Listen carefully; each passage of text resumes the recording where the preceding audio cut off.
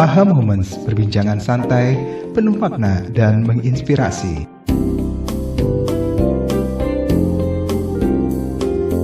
AHA Moment itu sebuah tontonan yang akan menyajikan, mengupas masalah-masalah, fenomena-fenomena dalam kehidupan masyarakat yang dibahasnya secara psikologi.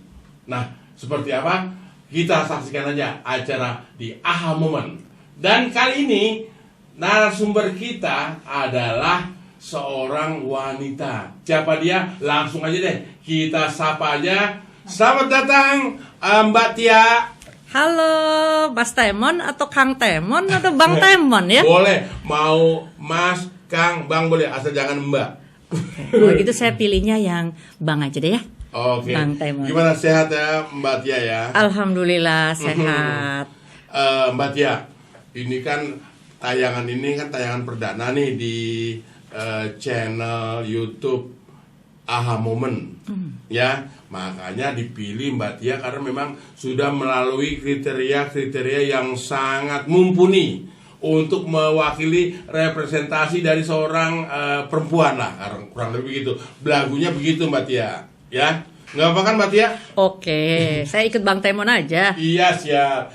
Jeruk purut harum baunya, saya nurut apa maunya. Begitu Mbak Tia. Oh, harusnya saya ya yang bilang begitu ya. Mbak Tia, ini kan banyak orang yang belum tahu nih seorang Mbak Tia itu seperti apa. Supaya tak kenal maka tak sayang, kurang lebih begitu sih Mbak Tia. Makanya saya ingin memperkenalkan Mbak Tia kepada penonton di AHA Moment. Mbak Tia, berapa bersaudara Mbak Tia? Saya berenam. Mbak Tia nomor 2. sebagai anak nomor 2, berarti kan bisa dibilang, apalagi sekarang udah berarti mewakili sebagai kakak tertua juga dong di keluarga ya. Iya. Itu bisa cerita dikit nggak Mbak Tia? Kesulitannya atau kerepotannya ngurusin adik-adik waktu masa itu? Kalau masih kecil-kecilnya kita sering bersama waktu itu. Oh gitu. Dan dulu itu kita sering main juga kita dengan tetangga-tetangga juga cukup dekat gitu ya. Kita main kasti, main benteng, masih pada zaman itu. Permainan anak-anak zaman dulu. Iya, permainan rakyat lah yang kita suka lakukan bersama-sama gitu ya. Dan kita kemudian main ke tetangga, itu seperti keluarga juga, tetangga-tetangga. Pada saat itu saya tinggal di Rawamangun, di kompleks dosen. Jadi kita kalau udah siang dulu kan kalau pulang sekolah itu kan waktunya tetap ya. Ya kita jam 12 sudah di rumah. Nah, istirahat sebentar, habis itu kita sore-sore habis mandi kita main tuh di luar. Yang saya dengar tadi Mbak ya, di kompleks dosen. Berarti orang tua dosen dong? Dosen Fakultas Ekonomi dulu. Fakultas Ekonomi di UI. Di UI. Oh, gitu. Ibu dosen juga? Ibu bukan, ibu rumah tangga. Ibu rumah tangga. Sejak kapan tuh mulai ada pikiran pingin jadi psikolog? Jadi dari saya SD, SMP atau gimana? Belum tuh. Jadi dulu inginnya ya seperti sekarang itu juga sering nih kejadian ingin jadi guru gitu ya, karena melihat guru dan sering mengidolakan lah kalau guru itu masih kecil-kecil ya. Nah kemudian waktu saya di SMA tuh saya ingat betul ada kakak-kakak ya berjaket kuning pada saat itu datang, kan suka datang ke SMA menjelaskan mengenai program-program studi. Betul. Nah yang menjelaskan mengenai psikologi itu asik banget penjelasannya. Dan kemudian dia itu membuka wawasan pentingnya ilmu psikologi gitu ya, memahami orang lain dan bisa kemudian membuat semua orang bisa hidup tenang dan damai gitu ya. Jadi saya tertarik banget gitu. Apalagi bisa membantu menyelesaikan masalah-masalah mereka gitu ya. Iya, pada saat itu seperti itu. Jadi setelah itu saya langsung setelah kakak itu menjelaskan saya ingin masuk psikologi.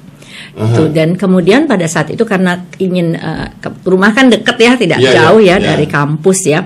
Pada saat itu lalu kemudian saya ikut bimbingan tes ya sebetulnya pada saat itu saya ikut Feksos pada zaman itu yang sebetulnya khusus untuk ilmu-ilmu sosial. Saya sendiri dari IPA pada saat itu. Nah ternyata alhamdulillah saya diterima di Fakultas Psikologi pada tahun atau angkatan ya, kita dulu sebutnya angkatan masuk angkatan 78. Gitu. Dan kita waktu itu kuliahnya masih mulai dari bulan Januari, belum seperti sekarang. Karena waktu itu istilahnya belum ada perubahan kurikulum waktu itu. Jadi kita mulainya dari Juli. Kalau dulu kan dari Januari sampai Desember selesai. Ya. Kalau sekarang kan diperpanjang. Saya itu kena itu waktu SD itu kelas 6 harusnya setahun jadi 1,5 tahun. Wih, jadi kita jauh ya tahunnya ya. Saya di mahasiswa masih SD ya. Bedanya rasanya kayak deket ya, ternyata jauh ya. Saya mendapat keuntungan loh sebetulnya pada saat itu. Keuntungan apa tuh? Jadi gini, pada saat tingkat 1 ya, dulu itu saya sebetulnya tidak tahu program AFS. Nggak tahu waktu saya SMA ya, agak kuper juga ya kayaknya. Nggak tahu mengenai itu, taunya yang di sekolah aja urusannya. Nah anyway, waktu di perguruan tinggi itu ternyata ada perubahan policy lah dari pemerintah, sehingga mereka yang dikirim sebagai AFS student itu tidak boleh mereka yang berada di SMA. Harus sudah menyelesaikan SMA-nya. Karena apa? Karena diharapkan sudah cukup mengerti mengenai Indonesia, kepribadian sudah lebih cukup kuat gitu ya. Dan pada saat itu saya kan udah di tingkat 1 nih di psikologi. Saya dengar nih mengenai ini gitu. Kebetulan sebetulnya saya apply itu melalui dosen saya juga sih ya. Saya mengambil juga bukan hanya di psikologi. Kalau siang itu saya kuliah di program diploma, diploma sastra Jepang gitu. Jadi kalau dulu itu kuliah kan selalu selesai jam 1, jam 2 saya udah mulai kuliah yang berikutnya. Kebetulan tempatnya dekat, Fakultas Sastra itu dekat dengan Fakultas Psikologi. Betul. Di Rawamangun ya, tinggal jalan kaki. Jadi waktu-waktu saya itu banyak di kampus pada saat itu. Nah, saya kemudian apply. Guru saya bilang tuh ada pembukaan, kamu ikut tes ke Jepang supaya bahasa Jepangnya tambah lancar, katanya begitu. Jadi kemudian saya apply dan saya diterima. Nah itu adalah pertama kali multinational program di AFS. Sebelumnya pertukaran pelajar itu hanya Amerika gitu ya, ke Amerika semuanya, orang Amerika ke Indonesia gitu. Nah pada saat itu dibuka untuk Jepang, New Zealand dan Australia. Nah saya sebetulnya aplikasinya ke Jepang, tapi ternyata Jepang itu hanya menerima 1. Dan ada kesempatan untuk ke New Zealand dan Australia. Dan ternyata ada host family yang ingin menerima saya di match ya, ininya application-nya. Kemudian saya dapatlah ke New Zealand. Jadi saya pergi pada bulan Januari, karena kita selesai Desember udah naik-naikan ya, maksudnya naik ke tingkat 2. Saya kan mengajukan cuti. Nah, saat saya pulang, karena di sana itu setahun, saya pulang itu tahun 80, jadi saya pergi 79, 80 Januari. Nah pada saat itu sudah berubah ya sistem pendidikan dimulai bulan Juli. Jadi saya itu libur ya 7 bulan menunggui adik-adik kelas naik kelas dulu, maksud naik tingkat gitu. Lebih panjang lagi, lebih lama ya. Jadi saya punya kesempatan banyak kan nunggu, karena dulu kan sistemnya angkatan ya, naik setahun-setahun gitu. Jadi kemudian saya bisa mengisi waktu saya untuk bekerja. Jadi saya kerja di Biro Research Indonesia dan kerja macam-macam lah pada saat itu. Dan jadi saya bisa mengisi CV saya juga pada saat itu sambil menunggu adik kelas naik kelas. Jadi saya mendapat keuntungan di situ sebetulnya banyak waktu. Baru tingkat 1 tuh padahal ya. Iya, setelah pulang ya, saya nunggu yang tingkat 1 di bawah saya naik ke tingkat 2 karena naiknya kan jadi masuk laginya di bulan Agustus akhir. Berarti kan tadi tinggal aja di lingkungan yang sudah bergaul dengan tetangga, udah seperti itu. Terus yang kedua juga di lingkungan keluarga sendiri, keluarga yang besar juga. Nah paling dekat sama siapa tuh Mbak Tia dengan adik-adik? Saya rata ya sama adik-adik, tapi kalau misalnya dilihat dari keluarga saya paling dekat sama nenek saya. Nenek saya tinggal sama kami. Tapi nenek bukan adiknya kan? Oma saya itu ibunya saya gitu.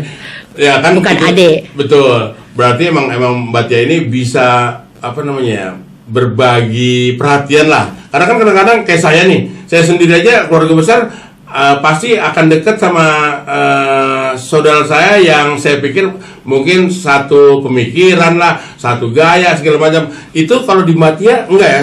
Rata. Sama ya? Sampai sekarang pun kami tinggalnya satu rumah. Sampai sekarang? Adik saya yang sudah menikah juga tinggalnya bersama kami semua. Saking dekatnya tuh ya? Sama-sama. Nggak mau dipisahkan lah? Iya, mula-mula dulu ada keinginan begitu ya. Tapi kan ibu saya tinggal sendiri ya. Ayah Yeah. saya sudah wafat ya tahun 92. Jadi ibu saya sendiri, dan kita itu sama ibu tuh dekat banget gitu. Kayaknya susah banget untuk Jauh, lepas jauh gitu. Ingin semuanya setiap hari lihat mama gitu, Oh, gitu. istilahnya.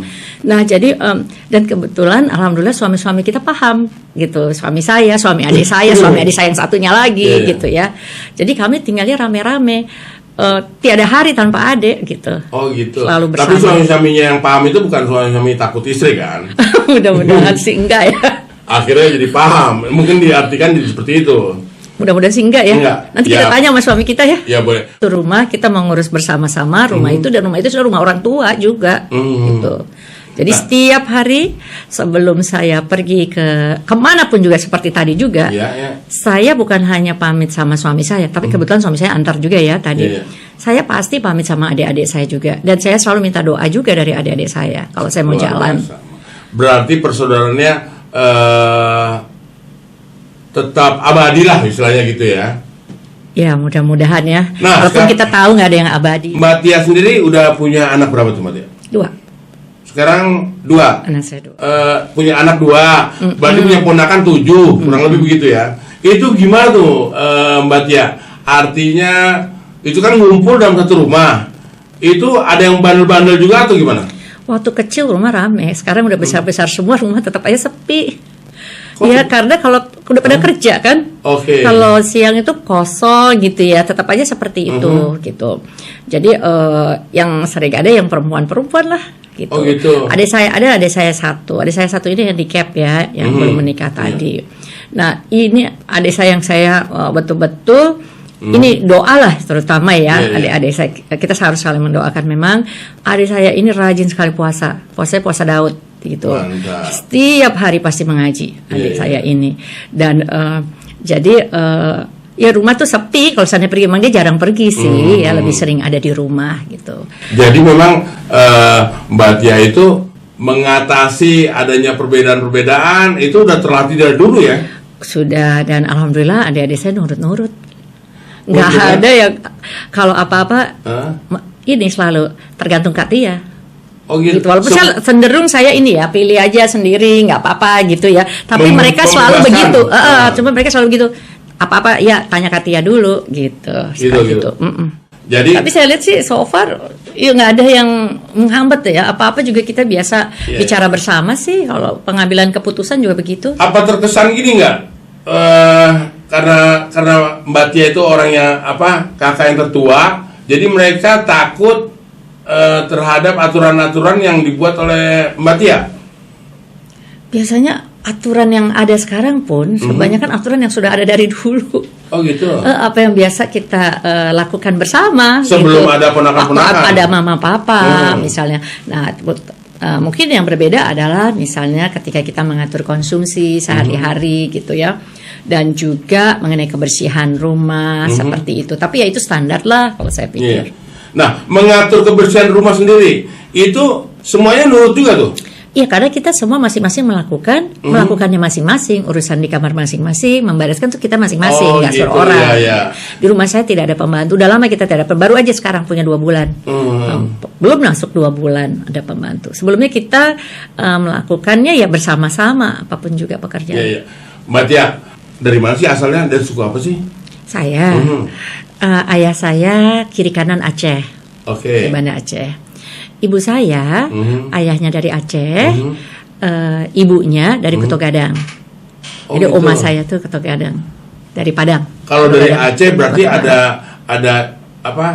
Itu kalau cut itu gelar atau apa? Ada nggak? Iya ada.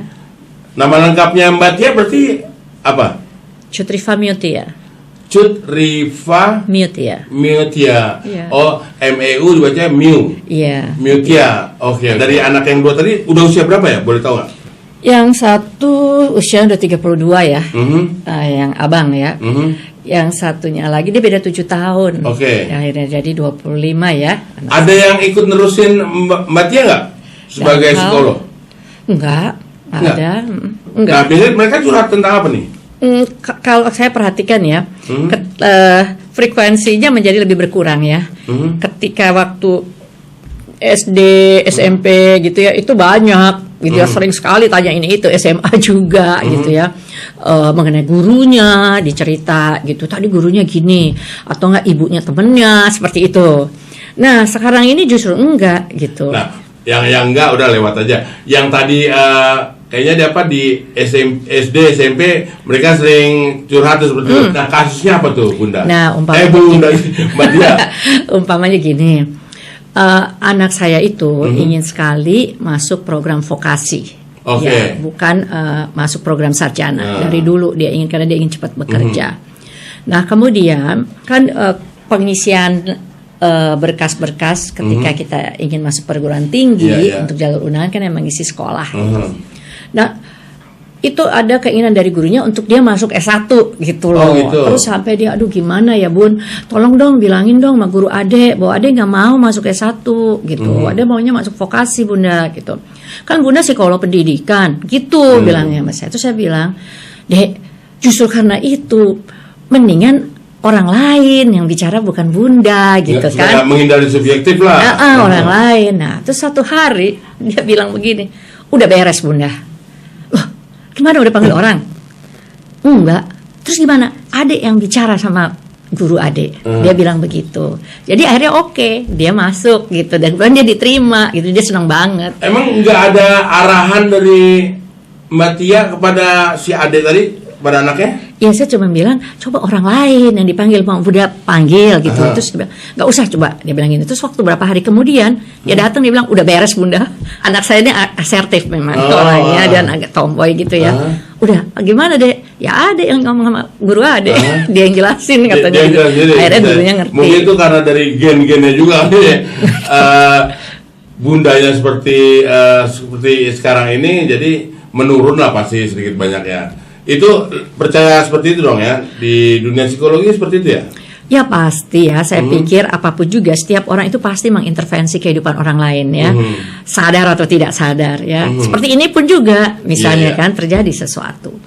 Nah apa yang terjadi pada perkembangan seseorang tentu banyak berisi kesimpulan-kesimpulan dia dan aha-ahanya tadi yang dia dapatkan dari interaksi dengan lingkungan-lingkungan sekitarnya. Dan makanya individu itu kan menjadi sangat unik gitu, karena apa yang terjadi, yang terpapar dia itu pada situasi-situasi yang mungkin dan pastilah bukan mungkin berbeda satu sama lain. Sekarang ini kan banyak juga manusia itu sering mengambil kesimpulan sendiri, Mbak Tia. Itu untuk mengingatkan atau memberitahu mereka, caranya gimana ya Mbak Tia? Kalau kesimpulannya oke sih tidak masalah. Setiap orang bisa mengelola pikiran dan mengelola perasaan. Dan kemudian bagaimana perilaku setelahnya gitu ya. Kalau pemikirannya ketika dia meregulasi ya, pemikiran dan perasaan dan perilakunya itu benar gitu ya tidak masalah, artinya dia cukup capable untuk membuat kesimpulan, menganalisa situasi dan membuat kesimpulan, kemudian melakukan perilaku tertentu gitu. Yang kita khawatirkan adalah ketika belum cukup apa yang diketahuinya kemudian tiba-tiba menyimpulkan, itu yang kita khawatir. Makanya orang so tahu lah gitu, belum lengkap informasi yang didapat, temen dia sok-sok menyimpulkan atau so tahu lah istilahnya gitu ya. Ya itu kita khawatirkan kalau terjadi seperti takutnya salah dan kemudian bisa melihat ke perilaku-perilaku yang tidak tepat atau mungkin menyinggung perasaan orang lain ya. Karena itu tidak dipertimbangkan sebelumnya. Oleh karena itu kan ada yang namanya mindfulness ya. Di mana kita coba mengatur, tapi orang tidak otomatis bisa sampai ke situ. Perlu pembiasaan dan pembiasaan. Ini kalau saya perhatikan dari tadi nih Mbak Tia, boleh dong subjektivitas saya lah menyimpulkan dari omongan-omongan Mbak Tia sendiri, dari mulai kehidupan di keluarganya, keluarga besarnya, terus keluarga intinya sendiri, dan dalam pergaulan-pergaulannya itu seperti ini. Kalau buat saya nih kayaknya cocok nih Mbak Tia kalau menjadi ketua HIMSI. Setuju nggak kira-kira Mbak Tia? Kalau saya ngusulin nih, sebentar dulu, pertimbangannya apa nih, Tamon? Ya, dari pembicaraan tadi. Oh gitu. Begitu saya menyimpulkan lah, udah ya seperti mungkin juga Sobat AHA juga dengerin sendiri kan, seorang Ibu Tia itu atau Mbak Tia yang lebih akrab kan gitu ya Mbak Tia, itu udah mungkin boleh dibilang udah mumpuni lah. Makanya saya berpikiran kayaknya Mbak Tia nih boleh nih kalau jadi seorang ketua HIMSI. Ini baru usulan saya aja. Atau nanti saya sebarkan juga ke teman-teman. Wah, Mbak Tia tuh kayak cocok tuh, atau mumpuni untuk menjadi ketua HIMSI. Misalnya teman-teman saya mengusulkan Mbak Tia untuk menjadi ketua HIMSI, gimana? Ini permintaan teman-teman loh, ya. Bukan lepas dari Mbak Tia sendiri. Kalau Mbak Tia memang ada keinginan juga ya monggo. Ya tentu saya perlu melihat juga ya dunia yang saya akan masuki, apapun juga ketika kita hendak masuk ke suatu situasi, kondisi, organisasi, tentu kita pelajari dahulu dan kemudian mempertimbangkan dengan apa yang ada pada diri saya dan kemudian kira-kira lingkungan yang ada di situ bagaimana perwujudannya ketika kita bekerja sama nantinya, begitu. Ini menarik sekali, Bang Temon, dan kalau seandainya kesempatan itu memang betul ada, ya, tentu saya pikir dengan pertimbangan dengan apa yang kita alami saat ini, ya, dan juga kita baru saja ya memiliki undang-undang pendidikan dan layanan psikologi. Saya pikir ini merupakan tantangan yang luar biasa. Kita berkesempatan untuk membangun rumah kita, di mana rumah kita ini sudah berkekuatan hukum, gitu. Iya, mantap. Dan kalau yang berharap ini adalah orang-orang yang sungguh-sungguh, dan saya harus lihat juga nih Bang Teman sungguh-sungguh apa enggak, gitu ya. Orang ini bercanda gitu ya, harus gitu dulu. Nah, kalau orang yang sungguh-sungguh saya perhatikan dan mereka melihat sepertinya ada harapan pada diri saya, insya Allah gitu ya. Saya akan running gitu, akan running. Ini kan memang masih ada waktu ya, dan untuk perlu banyak persiapan untuk sampai di sana. Tetapi the day-nya kan belum ya, untuk proses running yang betul yang di sana.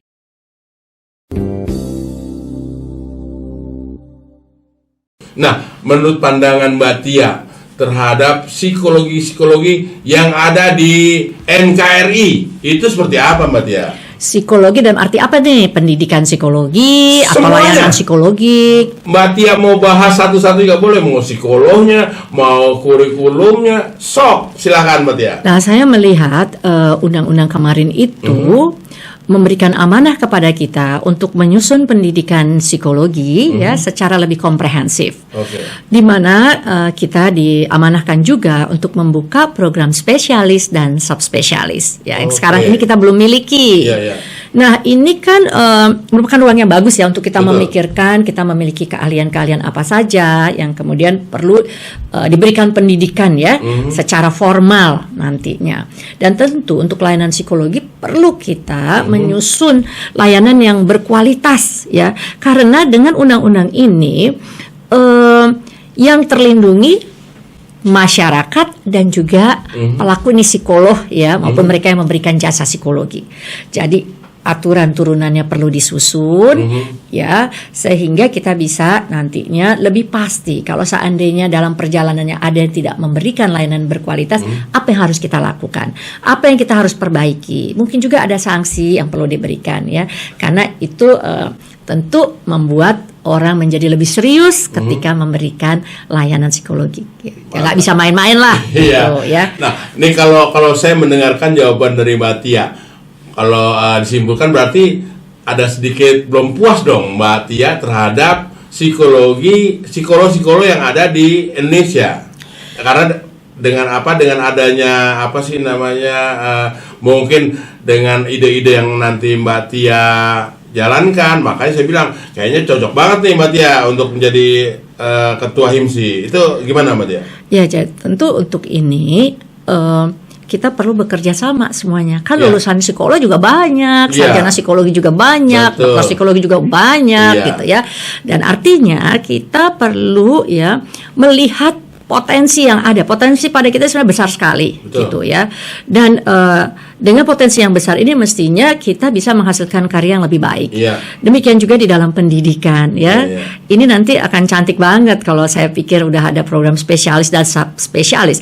Dan artinya asosiasi-asosiasi yang ada saat ini juga ditantang gitu ya untuk membantu juga memikirkan spesialis apa nantinya yang ada di dunia psikologi kita ini. Betul. Nah sekarang ini juga kan psikologi di Indonesia kan ya bukan kita mendikotomikan lah. Ada yang memang dari negeri, lulusan negeri maksudnya, ada juga yang dari swasta. Itu seperti dengan adanya perbedaan itu, buat Mbak Tia sendiri ada masalah nggak tuh? Nah, kita perlu bersyukur ya, di dunia pendidikan ini, di psikologi ini kita punya yang namanya AP2TPI, Asosiasi Penyelenggara Pendidikan Tinggi Psikologi Indonesia ya, di mana para ketua program studi, dekan-dekannya itu bisa berdiskusi dan kemudian kita punya kesepakatan juga di dalam kurikulum yang akan diberlakukan. Dan ini betul-betul membantu kita untuk membuat kurang lebih sama ya, karena kalau sama benar tentu kita perlu meningkatkan juga kualitas pengajarnya, sarana prasarananya harus disiapkan. Tentu tergantung dari hal-hal tersebut juga. Tapi dengan adanya kurikulum yang bersama tadi, meskipun sekarang dengan kalau di S1 ada kurikulum merdeka juga ya, nanti ya, sekarang ini ada room juga untuk kita itu mengambil mata kuliah di program studi lain, di fakultas lain. Jadi semangat kerjasamanya saya lihat bisa lebih tinggi, dan kemudian juga perbedaan-perbedaan yang tadinya luas ya, mungkin akan makin dekat nantinya. Dan dengan demikian, dengan standar yang kita buat baik di dalam pendidikan maupun di dalam layanan psikologi, insya Allah psikologi bisa berjaya saya pikir nantinya. Iya. Oke Mbak Tia, ini agak keluar sedikit nih. Kalau tadi kan kayaknya udah, kalau buat saya nih, kalau ada pemilihan langsung saya coblos saya nih Mbak Tia, saya lingkarin, saya bold, saya italic, saya underline, kurang lebih gitu. Mbak Tia, dalam hidup Mbak Tia sendiri, Mbak Tia pernah nggak sih mengalami kegagalan? Kegagalan ya. Mungkin bukan kegagalan ya, tapi mungkin pernah mengalami masa-masa yang sulit, tidak mudah gitu ya.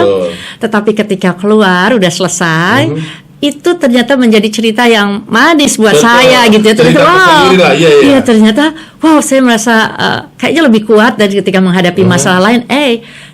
Saya pernah yang lebih sulit dari ini gitu misalnya. Akhirnya kita bisa sharing dengan orang lain. Iya, jadi itu membuat saya memang kita perlu pengalaman-pengalaman hidup yang seperti itu, yang kemudian bisa membuat kita menjadi lebih mudah ya ketika melihat masalah yang datang. Kalau boleh tahu nih Mbak Tia, masalah apa sih yang Mbak Tia ceritain tadi?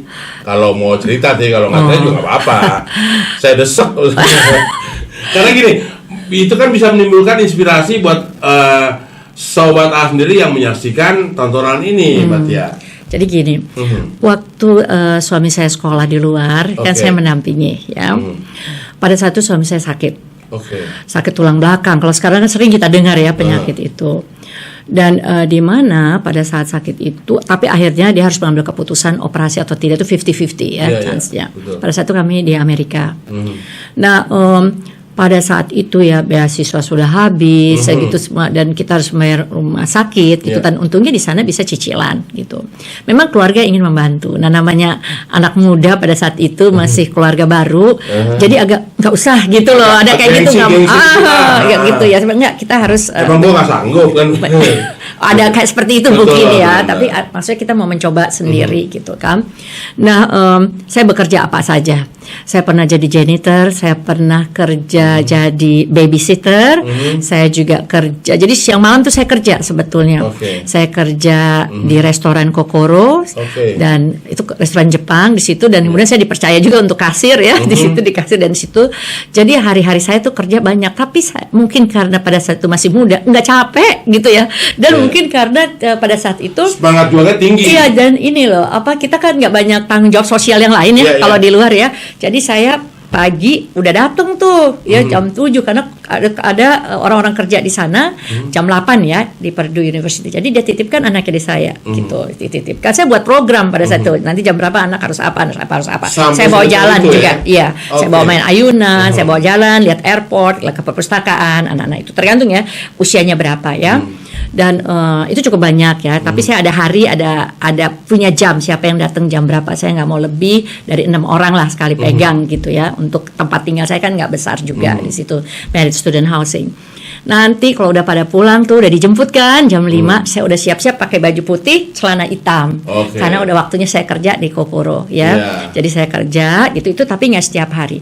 Terus saya juga sign up untuk kerja di catering University di Purdue. Jadi saya kerja juga dan mereka biasa tanya, Tia kosong nggak sekarang? Nanti saya layanin tuh ada board meetings gitu, rektor punya itu ya. Meetings gitu atau nggak dosen-dosen rapat. Nah itu nanti saya yang bawa-bawain ininya gitu kan sama snacknya kayak gitu ya. Dan itu saya lakuin itu. Kalau itu pakai ini dasi ya. Pokoknya ada seragamnya biasanya putih hitam gitu ya. Lagi PKL gitu. putih hitam. Tapi ini ketika pulang itu saya masih nggak berasa capek loh. Malam misalnya saya udah pulang sampai jam 10 nih di rumah. Nah saya punya salah satu ada orang Indonesia, bukan orang India, suaminya, istrinya itu kerja di satu biro riset untuk melihat consumer behavior lah. Jadi dia itu baik sekali, dia datang tuh biasanya waktu dia udah pulang, Tia ini dia kasih saya satu kotak data yang harus saya masukin di komputer, data-datanya aja kan udah ada nih data riset dia, dan saya cuma cukup sign up saya berapa jam, dia percaya sekali gitu ya, saya berapa jam nanti saya kasih udah selesai, dia selalu datang tuh bawa itu, jadi kalau malam saya masih kerjain itu. Nah nanti saya dapat mereka kan kalau kasih gaji tuh 2 minggu sekali ya gitu, nanti saya tinggal ambil ke bank, nah ini honor saya yang ini yang ini gitu ya. Tapi pada saat itu nggak ada letina. Suami saya pada saat itu kan tidur aja, maksud saya dia nggak bisa bangun sih pada masa-masa itu gitu. Tapi setelah kita selesai itu semua dan udah ini juga ya urusan rumah sakit juga udah beres, lulus senang banget. Gitu. Waduh saya itu ternyata menjadi pengalaman yang memperkaya hidup lah ya. Kalau saya lihat sekarang. There is no problem too big that cannot solve it. Kira-kira gitu ya Mbak ya. Jadi kadang-kadang kan orang dapat masalah kecil aja langsung hopeless, langsung kayaknya ngambil jalan singkat, mau yang ya kriminal lah atau segala macam, suicide, ya, kadang-kadang kayak gitu. Ini contoh yang bagus banget nih dari Mbak Tia, bahwa artinya kalau kita ada usaha, yang penting ada usahanya, betul nggak? Untuk berikhtiar, semua jalan pasti dibukakan oleh Tuhan lah, ya. Saya percaya itu. Ya, kurang lebih seperti itu. Ini makanya contoh yang bagus banget. Makanya saya berharap sekali lagi nih Mbak Tia, dan mudah-mudahan yang nonton juga lebih yakin lagi nih. Kalau misalnya kan belum ada pemilihan ya. Belum. Tapi kalau nanti dijadikan salah satu kandidat, Mbak Tia udah pasti bersedia dong. Ya karena kan sekarang kita juga tidak mau memilih calon ketua yang kaleng-kaleng gitu loh, yang sembarangan. Karena sudah terbukti dari obrolan ini aja sudah tergali lah siapa Mbak Tia itu. Kalau menurut saya mudah-mudahan sih nggak ada lawan lagi Mbak Tia, tapi nggak boleh gitu ya. Kita kan harus demokrasi, harus siapapun yang ingin maju menjadi calon ketua HIMSI ya monggo silakan. Kita nggak usah berantem, nggak usah sirikan, adu program aja lah, kurang lebih seperti itu Mbak Tia ya. Yang pasti Temon dan teman-teman juga akan siap mendukung Mbak Tia atau siapa aja kita. Yang penting HIMSI maju dan sukses. Terima kasih banyak nih Mbak Tia. Terima kasih Bang Iya atas obrolannya. Kapan-kapan misalnya ngobrol lagi boleh ya. Misalnya udah terpilih sebagai ketua HIMSI yang baru, akan saya ajak ngobrol lagi di channel YouTube AHA Moment ya Mbak Tia. Terima kasih banyak Mbak Tia. Sukses terus untuk Mbak Tia. Sukses buat Bang Teddy. Iya.